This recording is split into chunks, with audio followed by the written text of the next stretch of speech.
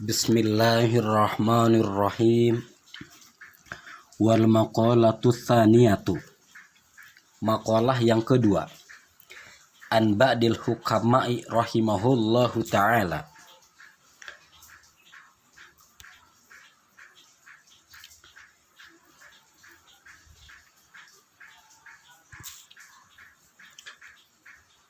Sebagian hukama telah memberikan pernyataan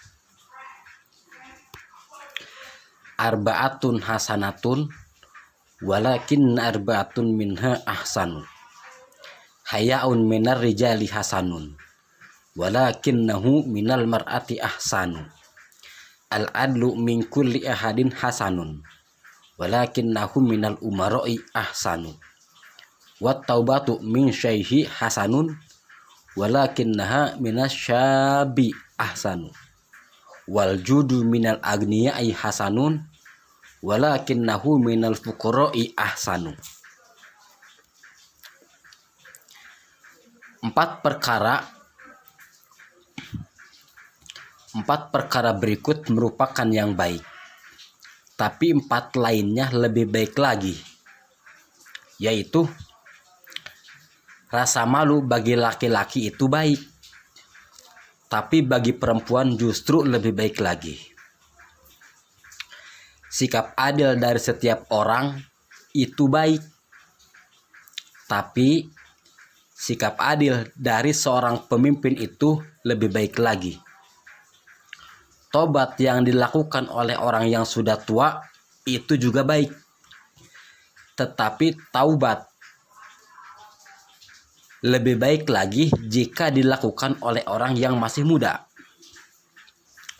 Dan kedermawanan bagi orang kaya itu baik, tapi lebih baik lagi jika kedermawanan itu keluar dari orang yang fakir. Baik di sini merupakan suatu tingkat kualitas di mana akan mendapat kemuliaan di dunia dan mendapat imbalan pahala di akhirat nanti. Malu yaitu sikap merendah karena khawatir celaka. Sedangkan adil adalah sikap yang dapat menempatkan sesuatu pada tempatnya, tidak berat sebelah, tidak lebih, juga tidak kurang. Dan taubat itu adalah kembali kepada Allah dengan meninggalkan semua perbuatan dosa dan beralih menunaikan segala yang menjadi hak Allah, ibadah. Adapun kedermawanan itu adalah memberikan sesuatu yang layak tanpa mengharap imbalan. Bismillahirrahmanirrahim. Wal maqalatu tsalitsatu. Maqalah yang ketiga. An ba'dil hukama'i radhiyallahu anhum. Sebagaimana yang dinyatakan oleh sebagian hukama. Arba'atun qabihatun walakin arba'atan minha akbahun. Walakin arba'atun minha akbahu. Adzambu minasyabi qabihun wa minasyaihi akbahu. Wal istighalu bid dunya minal jahili qabihun wa minal alimi akbahu. Wat takasulu bit ta'ati min jami'in nasi qabihun wa minal ulama'i wat talabati akbahu. Wat takabburu minal agniya'i qabihun wa minal fuqara'i akbahu. Empat perkara berikut ini adalah jelek, tapi justru ada empat perkara lainnya yang lebih jelek lagi, yaitu dosa yang dilakukan oleh seorang pemuda itu jelek, tapi lebih jelek lagi jika dosa dilakukan oleh orang yang sudah tua. Kesibukan duniawi pada orang yang bodoh itu jelek, tapi kesibukan duniawi yang dilakukan oleh orang alim itu justru lebih jelek lagi.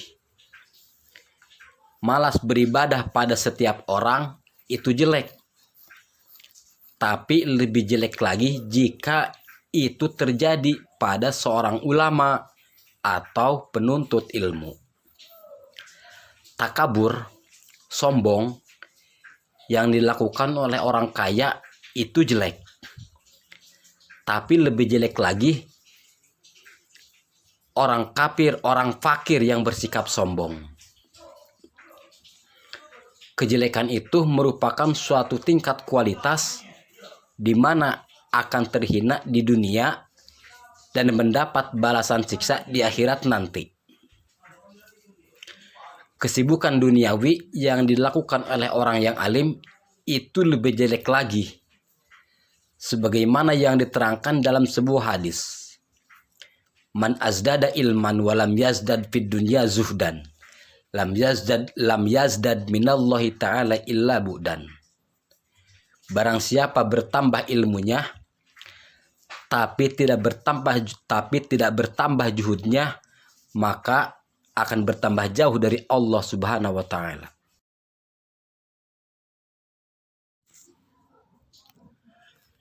Bismillahirrahmanirrahim. Wal maqalatu tsalitsata asyarah. Maqalah yang ke-13. An Abdullah bin Mas'ud radhiyallahu anhu qala. Arba'atun min dulmatil qalbi. Batnun syab'anun min ghairi mubalatin. Wa subatu dzalimin. Wa nisyanu dzunubil madiyah. Wa tulul amal. Wa arba'atun min nuril qalbi. Batnun jai'un min hadarin. Wa suhbatu sholihin. Wa hifdzu dzunubil madiyah. Wa qasrul amal.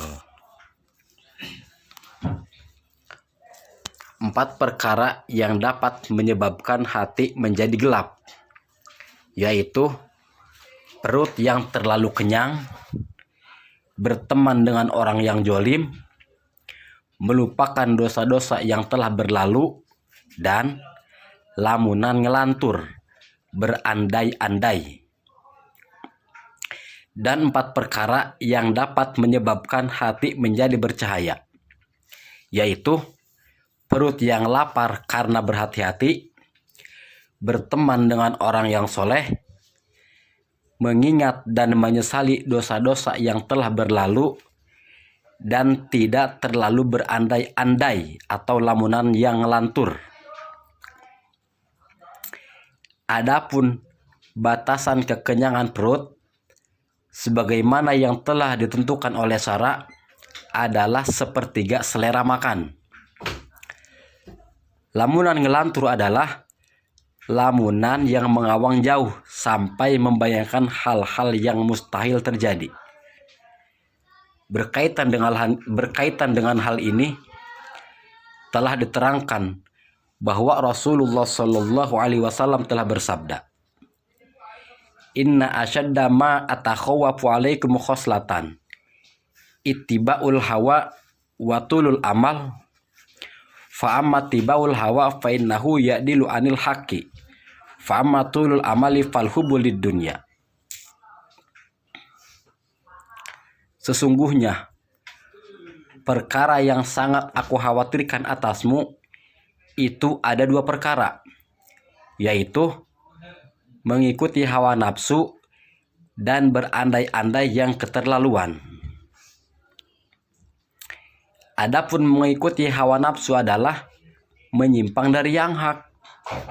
Sedangkan berandai-andai yang keterlaluan itu adalah cinta kepada dunia.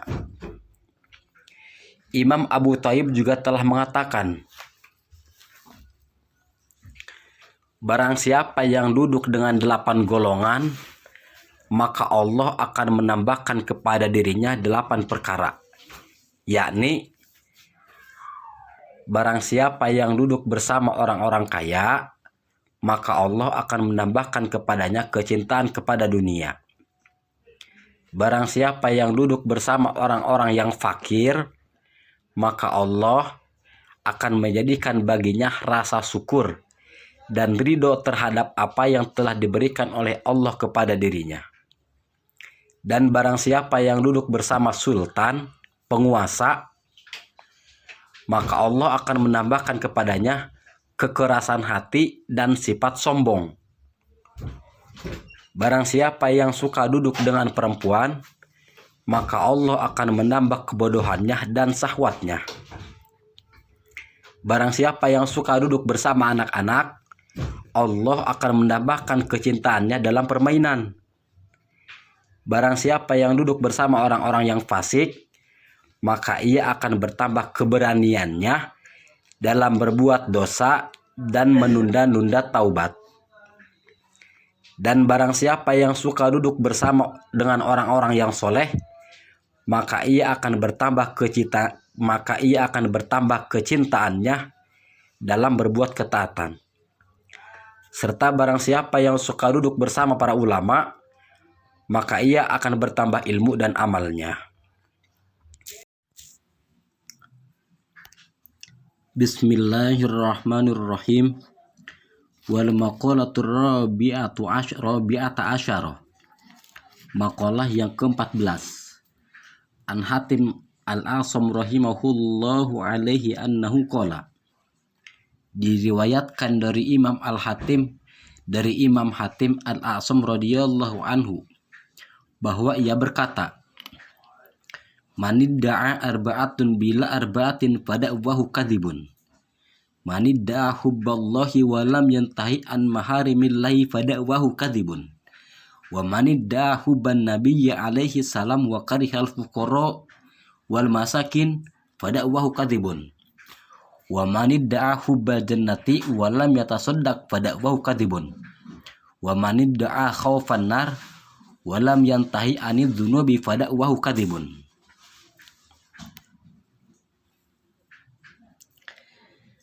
Barang siapa yang mengaku akan 4 hal tanpa adanya bukti akan 4 hal lainnya, maka pengakuannya itu bohong. Yaitu, barang siapa yang mengaku cinta kepada Allah, tapi tidak mau meninggalkan segala larangannya, maka pengakuannya itu bohong. Barang siapa mengaku cinta kepada Nabi, tetapi ia tidak suka kepada orang fakir miskin, maka pengakuannya itu juga bohong. Dan barang siapa yang menginginkan surga, tetapi tidak mau bersedekah, maka pernyataannya itu bohong. Serta barang siapa yang mengaku takut kepada neraka, tetapi tidak mau meninggalkan perbuatan dosa, maka pengakuannya itu juga bohong. Orang yang mengaku cinta kepada Allah, tetapi justru mengerjakan segala larangannya, maka pengakuannya itu adalah bohong belaka. Dan barang siapa mengaku cinta kepada Nabi, tetapi justru membenci orang yang dicintai Nabi, yaitu fakir miskin, maka pengakuannya juga dusta. Orang yang mengaku ingin masuk surga, tetapi tidak mau bersedekah dengan perkara yang mudah baginya, maka pengakuannya itu juga dusta. Dan orang yang takut masuk neraka, tetapi justru ia senang berbuat dosa, maka pengakuannya itu hanyalah dusta. Qala Nabi sallallahu alaihi wasallam. Rasulullah sallallahu alaihi wasallam telah bersabda,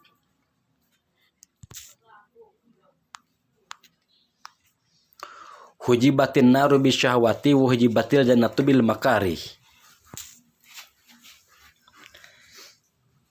Neraka itu dipagari dengan hal-hal yang menyenangkan, sedang surga dipagari dengan hal-hal yang menjemukan. Hadis ini adalah salah satu dari sekian banyak sabda Nabi yang berisi tentang kecaman terhadap keinginan-keinginan syahwat dan dorongan untuk mentaati kewajiban-kewajiban. Nabi Muhammad SAW menyatakan, tidak akan sampai ke surga selain dengan menempuh kesulitan-kesulitannya, dan tidak akan masuk ke neraka selain dengan melakukan keinginan-keinginan syahwatnya. Maka barang siapa yang dapat menerobos rintangan-rintangannya, maka ia akan masuk ke dalamnya. Bismillahirrahmanirrahim. Wal maqalatul khamisata asyarah. Maqalah yang ke-15. Anin Nabi alaihi salam annahu qala. Sebagaimana sabda Nabi besar Muhammad sallallahu alaihi wasallam. Alamatus syaqawati arba'atun. Nisyanu dzunubil madiyah wa hiya indallahi ta'ala mahfudhah. Wa dzikrul hasanatil madiyin wala yadri akubilat amruddat. Wa nadharuhu ila man fawqahu fid dunya wa nadharuhu ila min dunahu fid dain. Yaqulullahu aradtuhu wa lam yuridni fataraktuh. Wa alamatus sa'adati arba'atun. Dzikrud dunubil madiyah wa nisyanul hasanatil madiyah wa nadharuhu ila man fawqahu fid din wa nadharuhu ila man dunahu fid dunya. Tanda-tanda terjadinya kecelakaan itu ada 4, yaitu melupakan dosa-dosa yang telah berlalu, padahal semuanya itu tercatat di sisi Allah. Bernostalgia, bersenang-senang dengan kebajikan-kebajikan yang telah berlalu, padahal ia tidak mengetahui apakah kebajikannya itu diterima atau tidak oleh Allah. Memandang orang lebih tinggi dalam urusan dunia dan memandang orang lebih rendah dalam masalah agama. Dalam hal ini Allah berfirman,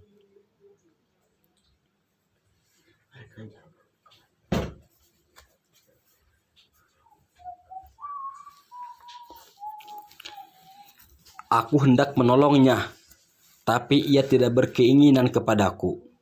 Lalu aku urungkan.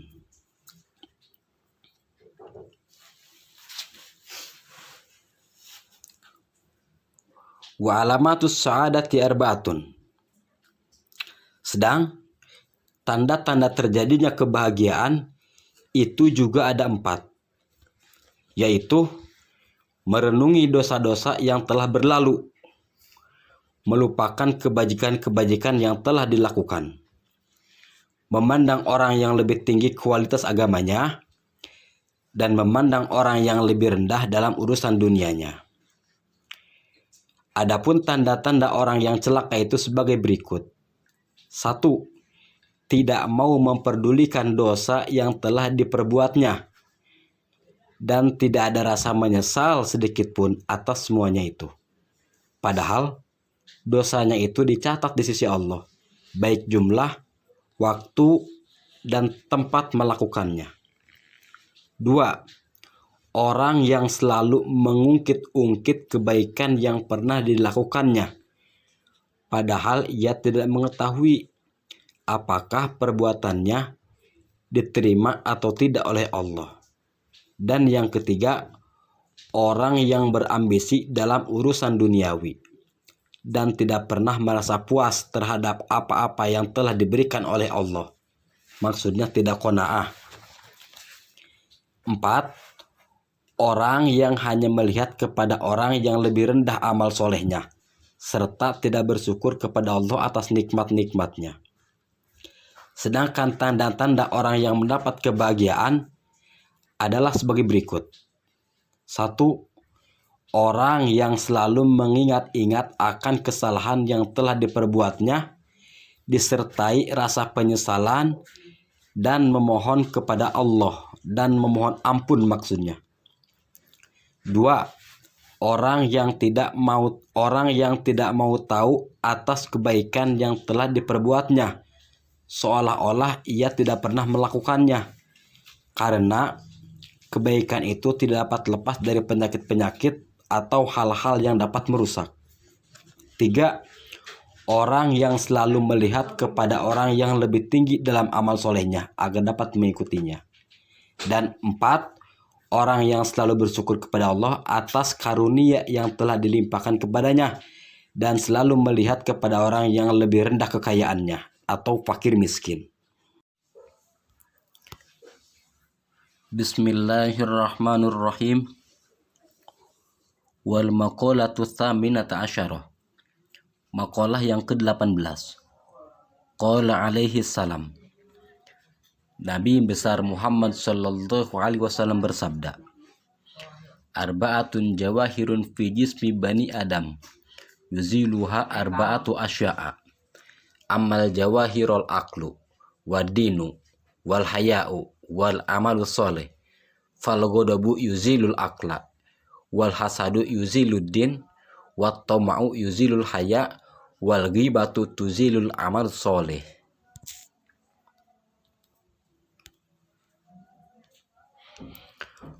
Empat macam permata atau keistimewaan yang terdapat dalam diri anak Adam itu akan hilang oleh empat perkara. Adapun permata-permata atau keistimewaan adalah 1 akal, 2 agama, 3 malu, dan 4 amal soleh. Marah itu akan menghilangkan akal, hasud akan menghilangkan agama, dan tamak akan menghilangkan rasa malu, dan mengupat akan menghilangkan amal soleh. 4 keistimewaan yang terdapat dalam diri setiap manusia yang sangat berharga itu akan hilang atau musnah hanya dengan sifat-sifat yang tercela. Akal adalah suatu mutiara yang bersifat rohani yang berhubungan dengan jasmani yang diciptakan oleh Allah, akan hilang dengan sendirinya hanya dengan marah. Agama, yakni suatu perkara yang mengajak orang-orang berakal untuk menerima segala sesuatu yang berasal dari Rasulullah, itu juga akan hilang hanya dengan sifat hasud. Dan amal soleh juga akan hilang dengan begitu saja hanya dengan mengupat. Waruwiya annahu sallallahu alaihi wasallam qala, ya Muawiyah, iyaka wal ghadaba fa innal ghadaba yufsidul iman kama yufsidus sabrul asal. Wahai Muawiyah, jauhilah olehmu marah-marah, karena kemarahan itu dapat merusak keimanan, seperti jadam merusak madu. Sifat hasud itu dapat menghilangkan atau menghanguskan agama, yakni mengharapkan hilangnya kenikmatan orang lain dan berpindah kepadanya. Sedang Imam Adin dalam hadis ini bersyariat, sebagaimana sabda Nabi besar Muhammad sallallahu alaihi wasallam yang diriwayatkan oleh Imam Abu Daud,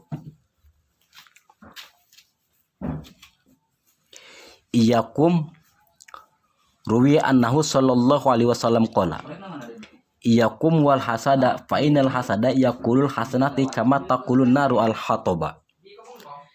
Jauhilah olehmu hasud atau dengki, karena kedengkian dapat melalap habis atau menghanguskan kebajikan-kebajikan, sebagaimana api melalapkan kayu bakar, sebagaimana api melalap atau menghanguskan kayu bakar. Tamak adalah keinginan untuk selalu mendapatkan sesuatu yang lebih banyak bagi dirinya sendiri. Dan sifat tamak ini akan dapat menghilangkan rasa malu. Mengupat atau menggunjing adalah membicarakan kejelekan-kejelekan orang lain yang memang benar-benar terjadi. Jika kejelekan yang dibicarakan tidak nyata atau tidak terjadi, maka perbuatannya itu disebut buhtan, memfitnah. Dan jika hal itu dikerjakan di depan orang yang bersangkutan, maka hal itu disebut caci maki, mencaci maki. Bismillahirrahmanirrahim. Wal maqalatut tasi'ata asyarah. Maqalah yang ke-19. Anin Nabi sallallahu alaihi wasallam annahu qala. Baginda Nabi besar Muhammad sallallahu alaihi wasallam bersabda, arba'atun fil jannati khairun minal jannah. Al-khurudu fil jannati khairun minal jannah. Wa khidmatul malaikati fil jannati khairun minal jannah. Wa jiwarul anbiya'i fil jannati khairun minal jannah. Wa ridallahi ta'ala fil jannati khairun minal jannah. 4 perkara surga itu lebih bagus daripada surga, yaitu kekal di dalam surga itu lebih baik daripada surga itu sendiri. Pelayanan para malaikat di dalam surga itu lebih baik daripada surga itu sendiri. Bertetangga dengan para nabi di dalam surga itu lebih baik daripada surga itu sendiri. Dan keridhaan Allah di dalamnya itu pun lebih baik daripada surga. Dan kelanjutan hadis di atas begini. Wa arba'atun finnari syarrun minan nar al-khuludu finnari syarrun minan nar. Wa tawbihul malaikatil kuffar finnari syarrun minan nar. Wa jiwaru syaitani syarrun minan nar. Wa ghadaballahu ta'ala finnari syarrun minan nar. 4 perkara neraka itu lebih jelek daripada neraka, yaitu kekal di dalamnya lebih jelek daripada neraka. Celaan para malaikat terhadap orang-orang kafir di dalam neraka itu lebih jelek daripada neraka. Dan bertetangga dengan setan di dalam neraka itu lebih jelek daripada neraka. Dan kemurkaan Allah itu pun lebih jelek daripada neraka. Berdampingan dengan para nabi di dalam surga itu lebih baik daripada surga itu sendiri, sebagaimana yang ditegaskan oleh Allah dalam firman-Nya. Dan mereka, para nabi itulah teman yang paling baik. Para ahli Allah tidak akan pernah memikirkan lagi apakah ia nantinya akan masuk neraka atau masuk surga. Karena yang terpenting baginya adalah mendapatkan ridho Allah. Dan dengan ridho Allah inilah, meskipun mereka di neraka misalnya, maka ular dan kalajengking neraka yang akan melalap kulitnya itu tidak akan terasa sakit. Bismillahirrahmanirrahim. Wal maqalatus sabi'atu wal isruna. Maqalah yang ke-27. An Sa'ad bin Hilal rahimahullahu. Diriwayatkan dari Imam Sa'ad bin Hilal radhiyallahu anhu. Innal abna idza adnaba binallahi ta'ala alaihi bi arba'i khisalin. La yahjubu anhu rizqa wa la yahjubu anhu sihata wa la yudhiru alaihi dzamba wa la yuaqibuhu ajilan.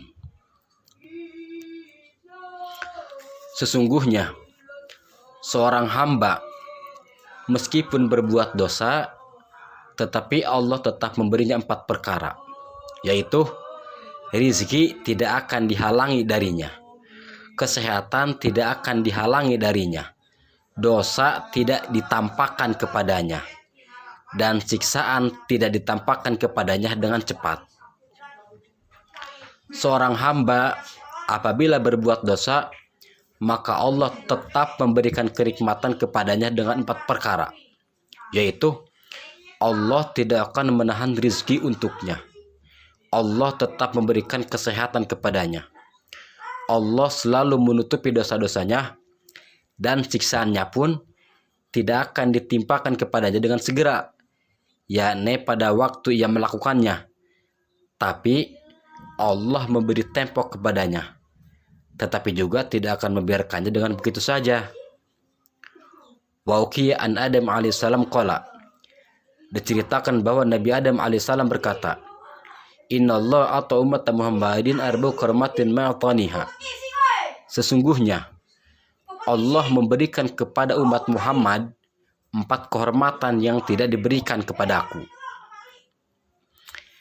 Ahaduha qabulu taubatika Nabi Makkata wa umat Muhammadin yatubuna fi kulli makanin fayuqbalu taubatuhum ilaih.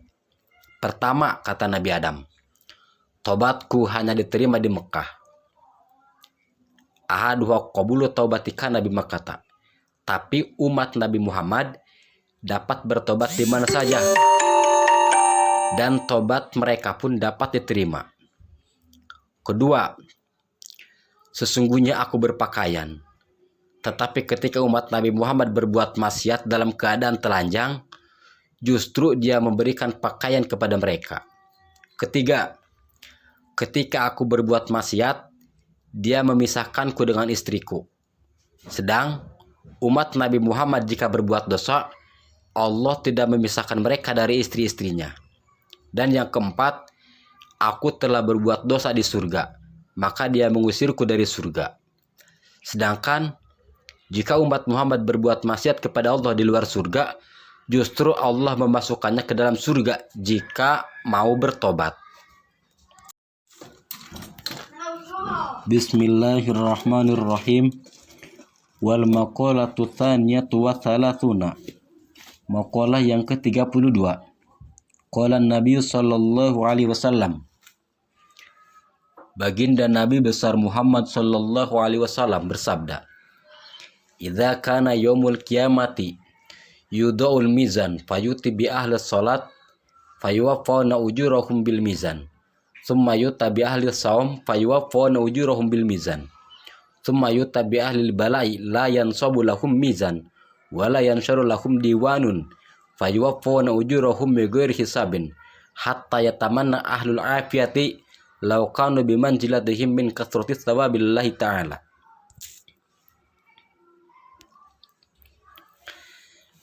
Idza kana yaumal kiamat, apabila kiamat telah tiba, maka timbangan diletakkan, lalu ahli sholat didatangkan, maka dipenuhi pahala-pahala mereka sesuai perhitungan mizan. Kemudian didatangkan orang-orang yang berpuasa, dan diterimakan pahala mereka sesuai dengan perhitungan mizan. Dan akhirnya didatangkan orang-orang yang sewaktu hidup di dunia ditimpa musibah. Untuk mereka tidak diperhitungkan dengan mizan, dan tidak pula dibentangkan kepada mereka catatan amalnya, lalu diberikan pahala sepenuhnya tanpa hitungan, sehingga orang-orang yang selamat mengharapkan beroleh kedudukan seperti mereka karena banyaknya pahala dari Allah Subhanahu wa taala. Sabda Nabi besar Muhammad sallallahu alaihi wasallam tersebut di atas menegaskan bahwa amal sholat, puasa, dan haji semuanya itu akan diperhitungkan dalam timbangan amal. Tetapi ada amal perbuatan yang tidak diperhitungkan sama sekali, yaitu orang-orang yang selama hidup di dunia tertimpa suatu musibah, lalu mereka sabar menghadapinya, sehingga pada hari kiamat orang-orang yang sewaktu di dunianya senantiasa berada dalam kesenangan, kemudahan, dan kekayaan, mereka mengharapkan orang-orang yang sewaktu di dunianya senantiasa berada dalam kesenangan, kemudahan, kekayaan, mereka mengharapkan dapat seperti orang-orang yang ditimpa musibah, karena banyak pahala yang diberikan oleh Allah kepada mereka. Begitu besar pahala jika sabar ketika mendapatkan musibah.